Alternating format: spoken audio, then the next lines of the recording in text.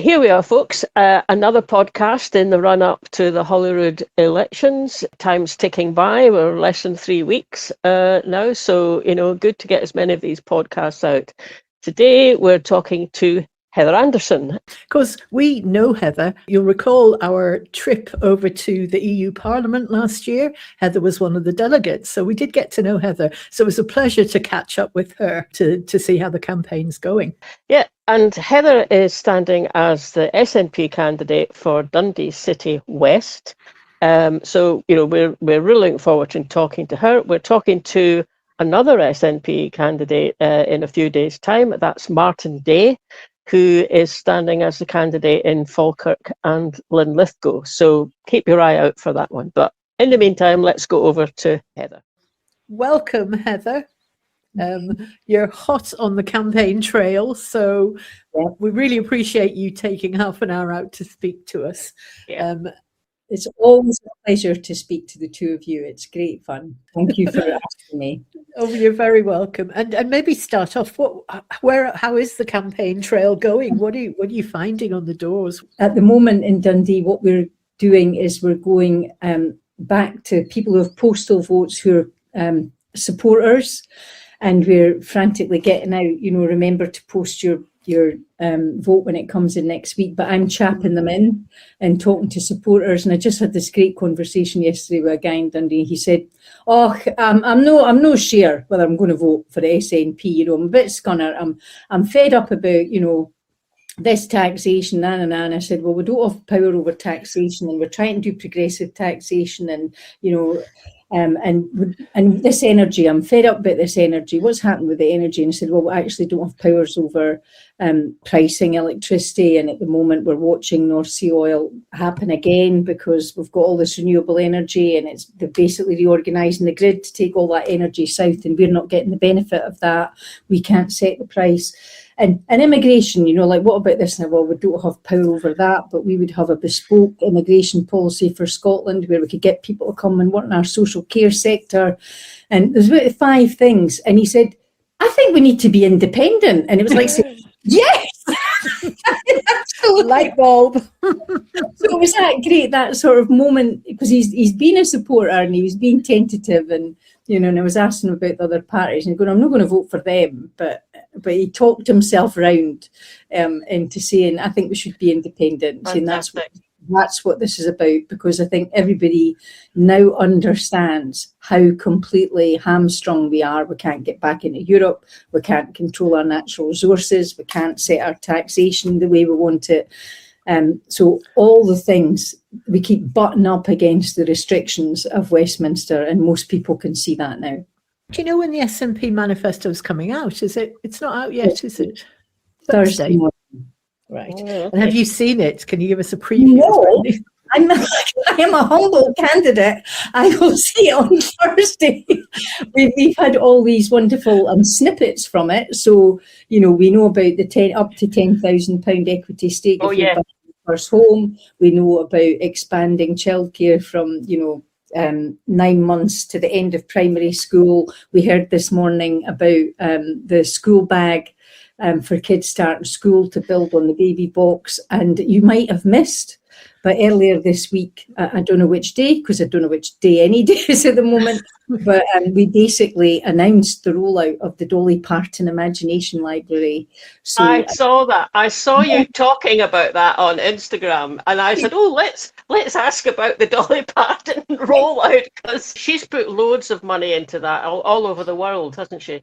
Yeah, it's just brilliant. And we want Dolly to have the citizenship of Dundee, as you can imagine, but she's very high as for a Dundonian, she will be amongst fellow people of the same height. But anyway, we started this in Charleston Library, speaking Dundonian, so Charleston Library. So if you sign up from birth to the age of 5, you are sent a book every month to your home. And it's just been brilliant. So Charleston Library, which was, not being well used, the use of the library has gone up over 20% since Dolly Parton Imagination Library teamed up with the library, because it's about giving mums and dads the confidence to read to their bairns and read stories to pre-verbal kids. It's just been great. And so on Thursday we had Jenny Gilruth here to announce that Scotland, if the SNP are re-elected as a government, Scotland will be the first nation in the world to basically team up with Dolly Parton and roll out the Dolly Parton Imagination Library across the whole of Scotland. Fantastic. Yeah, and we've got a big life-size cutout of, well, a small life-size cutout of Dolly in the library. And we had all these bairns turning up who are part of the Imagination Library, and they all come in, and it's like, Dolly! I mean, it's complete. And we had a sing-along. It was great. It's just great. It's up, and so it's, you know, reducing that attainment gap. It's giving kids a passion for reading. They're getting their book a month, but then they're coming into the library and borrowing books. So it's a win-win situation. It is. I was walking past our local library. In fact, I was going into it not that long ago, and there was a young woman, and she had a baby in a pushchair, and she had a toddler, you know, on her hand, and the toddler was pulling away to go into the library, and her mum was saying, look, I can't go, haven't got time. And I heard the wee girl say, oh, mum, let's go into where they have the free books. Yeah. Oh. And I just thought, oh God, you know, that's just brilliant, isn't it? I mean, she obviously, her mum, she knew what a library was. Her mum obviously took her in, but it's interesting you saying it also helps the parents to have the confidence to kind of be part of it, and presumably they'll start and take their own books out of the adult library. It's just that thing, when you first have a baby, you can feel very isolated, you feel anxious about going out, and what this does is give the parents a place to go, to sit on the floor and do, you know, the wheels on the bus or whatever it is. So you get to meet other people. And what was great on whatever day it was when this launched, because I don't know what day it was one of the mums came in with 2 kids. And so they get 2 books a month. And the wee one, she was saying it's really funny because they'll hear the letterbox and they'll say, is that my book from Dolly? Oh, it's just great. The other one I really, really liked was that thing about the school bag. I mean, it sounds kind of a simple little thing and quite small, but I vividly remember the first day at school that me and another kid being teased because we didn't have brand new satchels. We had second-hand satchels. And it's a funny thing, because it was only when I read it in the paper about that coming out, I thought, oh, that for a child makes a huge difference. So simple. It's just a simple idea that gets things done and helps. It's such a leveller, because I remember hearing John Swinney, because I often cry when John talks because I find him very emotional, and he was talking about the baby box, and he said there was all this criticism of it, and he said some people can't thaw it, because what it does is it levels the playing field. It says every single child born in Scotland is welcome. You are welcome here. We want you to be part. And this is an extension of that, saying you're going to school in Scotland. We want you to love school, have a great time, learn a huge amount. You're welcome here, you know. But I have a friend will say about that, but a lot of parents don't need that. They can afford it themselves. And I say to her, if the price of everybody having this is that a few people who could afford it get it as a bonus, that's a price worth paying, because that's the society we want to be. Even if you can't afford it, it's that thing about saying we as a nation are welcoming your baby. You know, we want you to get off to the best start. We're giving you what you need. Yeah. It's just brilliant. My granddad got one. It was just, I couldn't believe the quality of the stuff in it. It was fantastic. Yeah. While we've got you talking about the babies and then the school bags, I noticed from your Instagram account that you were at a youth hustings that had been organised. How did that go? It was great. It was 2 schools, and so St John's and Harris Academy, and honest to God, you would have loved it, because I'm sitting there on the panel, and everybody else in the panel saying, Scotland's a disaster, it's a basket case, it's absolutely awful, there's nothing to live for, it's terrible. And then I'd come vote for us. Actually.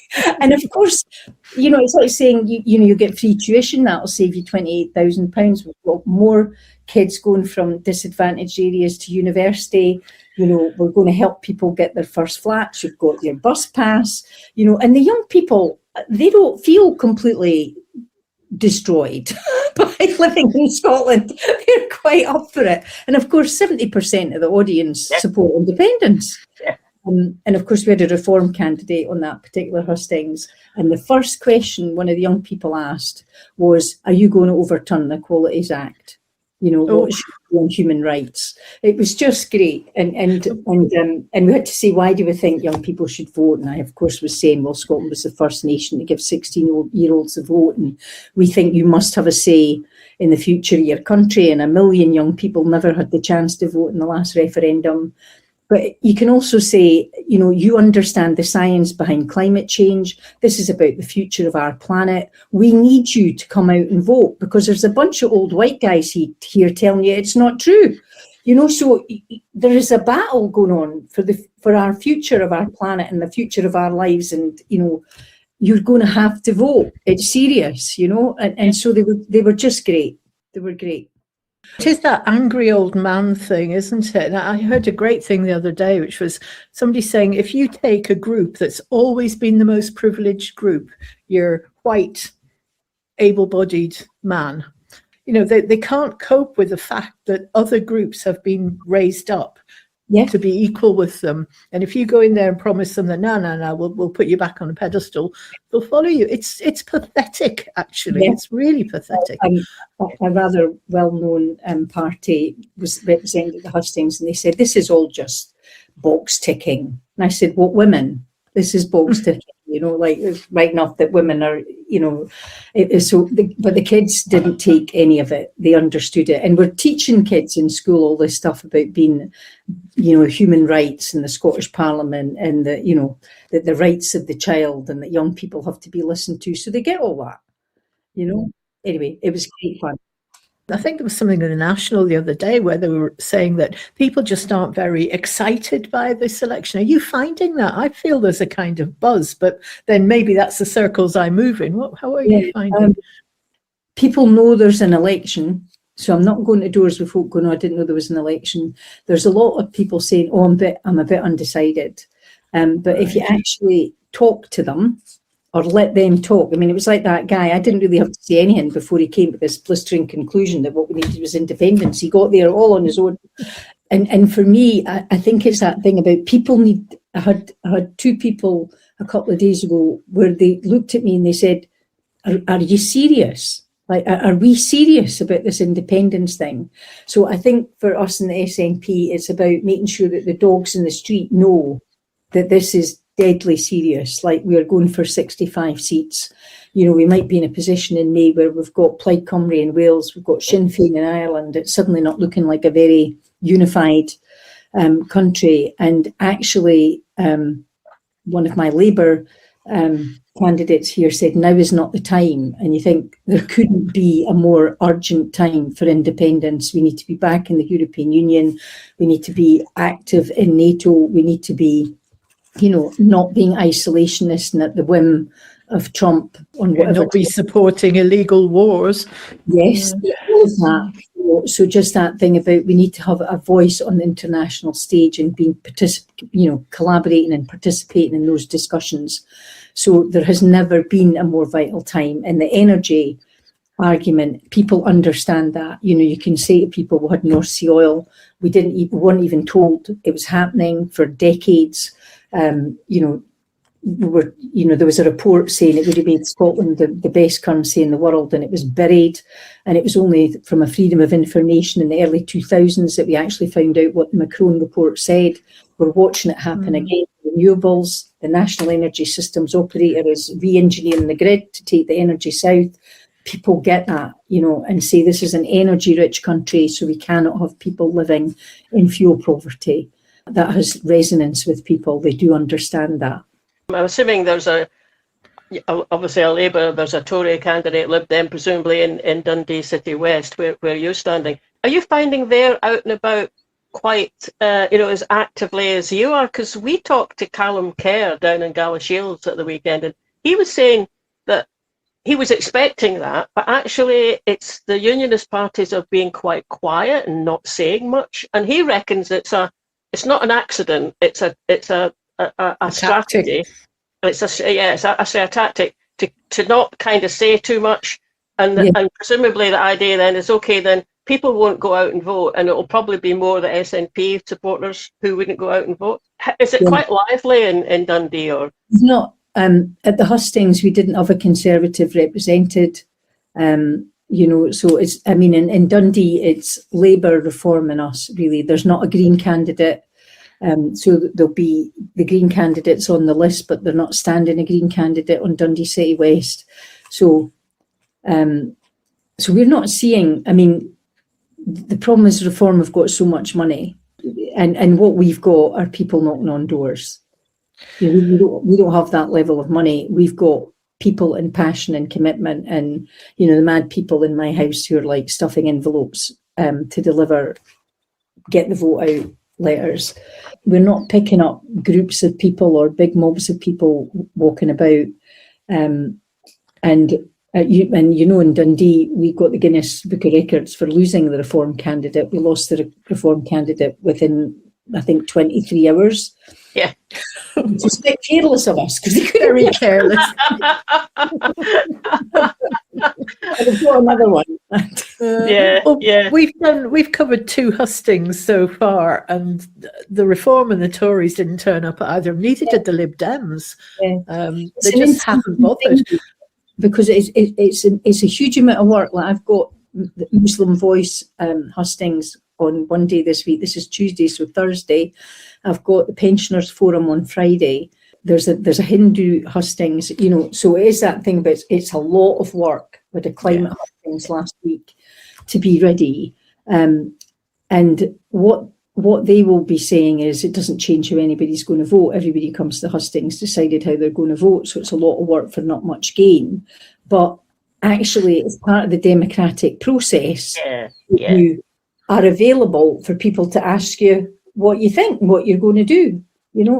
I think it potentially could change, because the one we went to was Scottish CND had hosted a hustings. They had several different organisations. It was all to do with peace and security, but lots of questions. Environment, I brought my son along to that, and he came out of it going, well, I wasn't sure who I was voting for before, but I know who I'm voting for now. So there were a few young people stayed behind and had a chat. So I think, I think their reckoning is they don't need to waste the energy on that. It's just so cynical and dismissive of people, and I mean, you just don't know what effect it might have. I mean, someone's there, okay, they know who they're voting for, but they say to their pal at work or in the pub or something, I was at hustings, and that great woman for the SNP was there, and if they say, well, the Tories weren't there and nobody else, that kind of spreads out. People notice. It means that you're having conversations with people. You've just described a guy who almost had a conversation with himself, which you prompted. But people always have conversation. If you let people talk, they'll do it. But if you're standing, just putting stuff on social media and not turning up at things, you're just shouting at them. You're not having a conversation. For all their money, all these engaging. Turning up and saying, well, as far as I'm aware, there have been no boats crossed the North Sea. Nobody's turned up at Broughty Ferry. This is not happening here. And actually, we're desperate for people to come and work here, and we can't get them to come and work here. And we're now having problems getting students coming to go to university because of immigration policies that do not suit the needs of Scotland. So I think it's that thing about, at least in the conversation, you can have a dialogue. They're not just getting one load of misinformation. It's engagement. Marlene's been doing a fantastic little series on TikTok where she's taking apart the Labour leaflet that's come through her door and chatting to each of these people that they've put in it and just saying, what do you mean by that? Why would that work? What's the context for this? It's really clever. But I mean, even that is more kind of conversation than a lot of these the parties who aren't showing up anywhere are engaging in. Can I go back to just the independence thing, the big thing?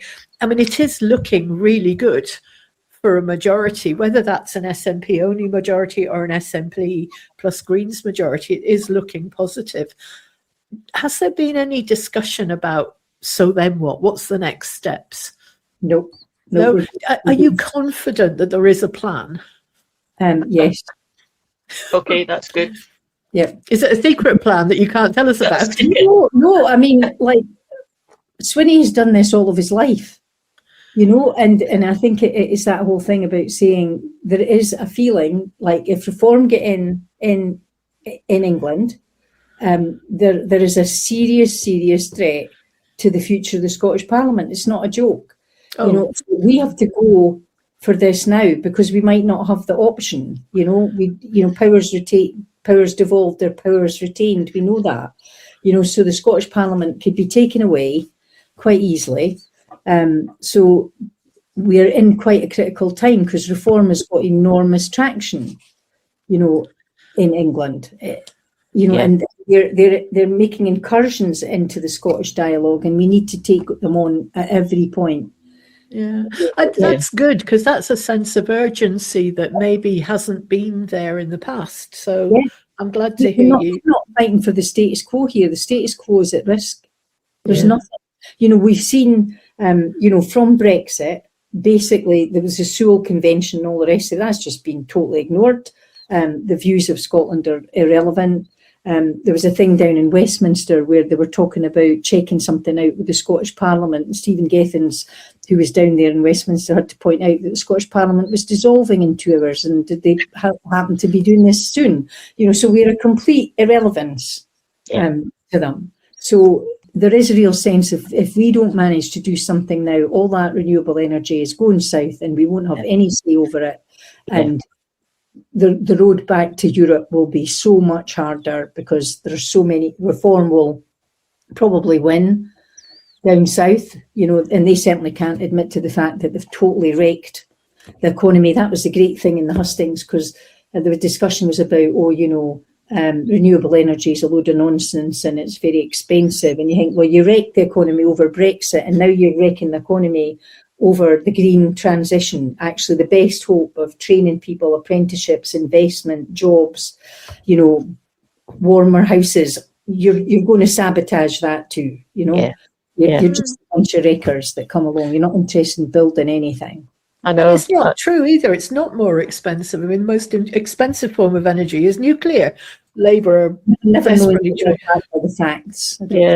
I noticed that you've been out canvassing with some of the other candidates. I think again Instagram, but I think you were out with was Alison Thewlis. So I've always thought she was just brilliant. She was just such a good MP down in the House of Commons that, when her contributions were spot on, they were just really sharp, really good. But it made me think, is it a little bit different this time? Because there's quite a number of former MPs who are standing. So Alison's one of them, of course, Alan Smith and Stirling. I mean, Stephen Flynn. Stephen, and your compatriot in other Dundee constituency, and there's others as well. And I just thought, well, that's interesting, isn't it? Because they'll be new to Holyrood, but bringing in a real wealth of experience at a kind of national level. Because I don't want to imply that someone entering Holyrood with, say, local councillor experience, obviously that's a really good set of skills, life skills to have to be able. Marlene, that it's local councils that deliver. The Scottish Parliament makes the policies and the legislations. It's local councillors. This is my association at SNP councillors role now. We can't do anything unless we're doing it. Yes, exactly. And I was thinking, well, maybe that's just going to be a benefit to have those sorts of skills coming in. Like Stephen Gethins has phenomenal experience across the European Union. He's got lots of contacts that will be useful. I'm not assuming anything, but that thing about there's 3 days in the chamber in Edinburgh. There's your constituency work, so it's a 6 days a week kind of job. So it's a very different, and you're not in opposition. It's great fun being in opposition because you just say that everything everybody's doing is wrong. So we've been in government, we've had to defend all the decisions that we've made, justify what we're doing and deliver on what we're promising. And that's a lot more graft. There was that, my Labour Party candidate in Dundee is the finance lead for Labour. they didn't even do a budget. You know, when I was in the Scottish Borders Council, we did an opposition budget every year because we thought it was important that we said to people in Scottish Borders, if you had an SNP administration, these are the decisions and choices that we would make. And every budget is difficult because you have to not spend money on things and take savings. It's horrific. You know, nobody's sitting there wanting to do it, but you've got to make choices. They haven't, you know, in opposition, they don't even bother doing an opposition budget to say how they would make it add up. You know, so I think there's a huge amount of graft, a huge amount of constituency work. That's what I'm worrying about, thinking, you know, to make sure you've got enough time in your constituency and focusing on Dundee. My job is to make sure that Dundee's voice is heard loud and clear. Yeah, absolutely. Yeah.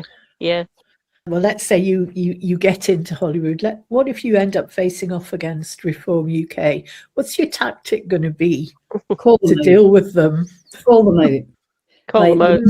The disinformation, you know, they've just stigmatized the most vulnerable people and made them the reason for everything. You know, the reason why we've had, you know, continued austerity is because of Brexit, which made us all poorer, which really scuppered the economy. It's not, you know, some people arriving on a boat in Dover, you know, so that whole thing about devaluing, scapegoating, the way they've completely changed the tenor of the debate, you know, and the fact that they don't even need to bother to check the facts. They just make, you know, the stuff about climate. You just think, you're sitting here saying this isn't happening. I wish I could make climate change not be happening by just declaring it. But there's science involved in this, you know, it's like it's happening every day. There's a whole body of work which is proving that this is happening, and you saying it's not happening might get you a few votes, but it's not true. It's ridiculous, isn't it? And especially if you look at the situation right now, where the world is being held hostage because of its reliance on fossil fuels. If that was ever a call to divest, you know, get into renewables, nobody can stop the sun shining on you. Nobody can stop the wind blowing. Have we got any more left questions that we were going to put out? You had a list. I did. I think we've covered pretty much. I think we are. Yeah. Here's one. I think you might have touched on it, but I have heard people say, well, the SNP have been in power for 20 years, which of course you have, and you can't rest on your laurels. Now, there's a whole load of really good achievements in that 20 years, and you can't take that away. But is there some new stuff in the manifesto over and above what you've already said? Because I think that's, if you've got people saying, oh, we'll do this, we'll do this, we'll do this, and you're saying, well, we did this, we did this, we did this. Is there any sort of more goodies to come? Yeah, that you can tell us about without having to kill us. That's I mean, I don't know what is going to be announced on Thursday, but I think what we've got is a very strong record of delivering for, you know, families, young people, education. We've got all these results, and it's this very frustrating thing where you say nearly half the population of Scotland's got a free bus pass. And folk go, oh, you know, like that's banked. And everything you do, you've got free tuition, you won't be £28,000 in debt. Oh, yeah, we know about that. You know, so it is quite hard. Yeah, it is. It is difficult. I mean, it's like, but what's next? What are you doing next? Yeah, it is hard. We're the only nation reducing child poverty. Oh, yeah, we know that. We've got the Scottish. Maybe Mr. Swinney Mr. Swinney's got, you know, tucked in his back pocket somewhere a whole plan to give more money to pensioners, especially pensioners who rely on the old state pension and maybe don't have anything else. And now, if he just had something in his back pocket that sort of gave those pensioners an extra, I don't know, 10 or 20 quid a week would do it probably. And because they're the ones that are not convinced about independence yet. So I think, you know, because we've got a Scottish child payment, I think a Scottish pensioner payment. I mean, actually, I'm not exactly just saying this as a kid on. I actually think that if that was possible to do that, that would just be brilliant. I mean, there's loads of pensioners who are certainly not badly off, but there are some folk who do just that's their only income, state pension. And most pensioners don't even get the new state pension, they get the older one. So could Scotland really do much about that? I mean, it's the money was all down and looked after down in London for the pensions, isn't it? I think the thing, if we were independent, we could do something about the state pension. Yeah, we could, definitely. We can't do anything about the state pension. And what we're looking at just now is the Labour Party have just brought every single state pensioner in the UK into tax. You know, so the tax threshold is now lower than the state pension. And I don't know how they're going to collect this tax, but they've frozen the threshold until, I think it's 2031. So every year, every state pensioner will get, I think it's £129 above that limit this year, and then it'll increase as the threshold is frozen. How are they going to pay tax on that? Are we going to ask every pensioner to do a tax return? It's just insane. So we'll suddenly be having all these pensioners liable for tax on money that they can barely live on anyway. Right? So it's a complete disgrace. We can't do anything about it. We can't adjust that. We can't influence that. We've got no control over where the threshold is set. So that's the frustration about, there is stuff that we want to do that we would do at the drop of the hat. We managed to embarrass the Labour Party to abolish the 2 child cap. We haven't managed to embarrass them enough to introduce the Scottish child payment in England. There is stuff that we would have the will to do. You know, we're every bit of taxation needs to be given permission by the Westminster government. So even when we're looking at wealth taxes, we've got to go and say, can we go and do this? You know, the mansion tax that has been brought in. So we're so restricted, and I think that's the real change since 2014. I remember in 2014, people talked about, we need full fiscal autonomy, and we used that phrase all the time. I think what's happening now is we are breaching. We're banging up against the walls of our fiscal restrictions every day. We can't do anything about the pension. We can't do anything about energy. We can't. That Chinese investment up in Ardashir as well. I mean, it's a terrible risk to have them up there, and yet they run most. Yeah, and we can't do anything about that. And it's even about drilling. The whole thing about drilling in the North Sea, saying there was the court ruling, so we have to do the climate compatibility test to make sure that we're not going to be jeopardising future generations. We've got to do the calculation about whether that oil has got a lower carbon footprint than oil that we're importing. And we've now got to look at energy security. But we have to do all of that. Westminster give the licenses, So at some, we're very restricted about what we could do, and we're absolutely frustrated. So I wish I could do something for the WASPy women. I wish I could do something about I don't know anybody manages to live on the state pension. No, I don't think they do. I was at the final screening of Leslie Riddick's film Finland, and it was a really interesting discussion afterwards. If you haven't seen the film, it's about to be released on YouTube in the next week, because I know you're not that busy. When you get a minute, do watch it, because it's fascinating and it's inspirational. The audience questions afterwards, the answers to what should we ask our MSPs to do came down to 3 things in the end. One was to get serious about local democracy as opposed to centralising everything, get power and resources down to council level and make those units smaller, break up the big councils would make a huge difference in getting people engaged in democracy. The second thing was go for the school starting age of 7, because what happens up until then doesn't teach them how to read and write. It teaches them how to cooperate and play together and listen to instructions and, be nice people. So that was a big thing. And then the other thing was about start getting district heating built into our housing, because that then removes all this problem about cost of energy, because it's all sort of contained locally. And if you've got local democracy, they're running the local heating, it all sort of starts to work. And Leslie's so good at looking at taking another country and picking out all the best bits. And you just look at all these things and you think, oh, that could be us. That could be us. Yeah, that could be us. We're also being very harmed by this relentless mantra about it's all broken, it's all terrible, nothing works, you're all the same, you're all corrupt, and the SNP can at least hang on to the fact that we are still absolutely head and shoulders the most trusted to do the best for Scotland. We're the most trusted on sorting out the NHS. We're the most trusted.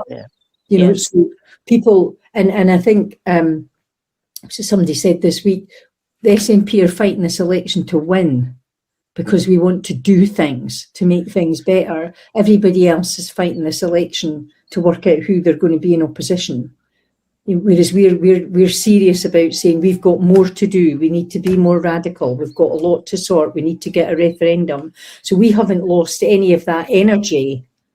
I think we've regained a lot of energy, actually, because it's been a tough, eventful last 5 years. So that thing about thinking, right, we've regained energy. John's leadership has been phenomenal in stabilising people. He's completely focused on where he wants to go, and he's a marvellous leader for candidates. The polls would suggest that energy is with you. And he's very good. He had a session where he got us all together on a Saturday night online, and basically said, encouraging people, saying we're doing a good job, we need to get out on the doors every day between now and the election to do everything that we can, because we can't take a single thing for granted. We've got to win this.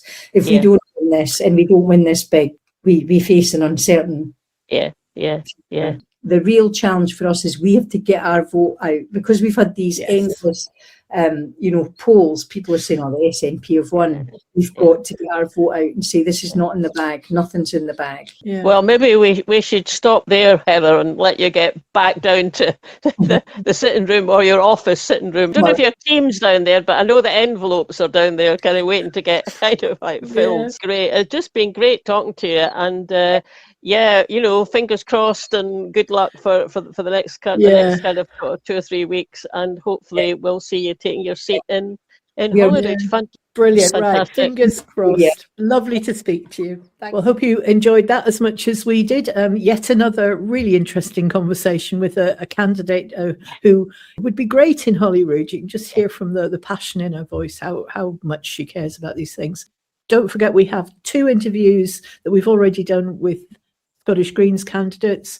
As Marlene said at the beginning, we've got another one coming up with Martin Day. We've also got a chat we had with Callum Kerr. That's included in a video we did of our trip to Gala Shields. So it's been all go. This 2 a week is proving quite a lot of work, but we are it's quite a lot.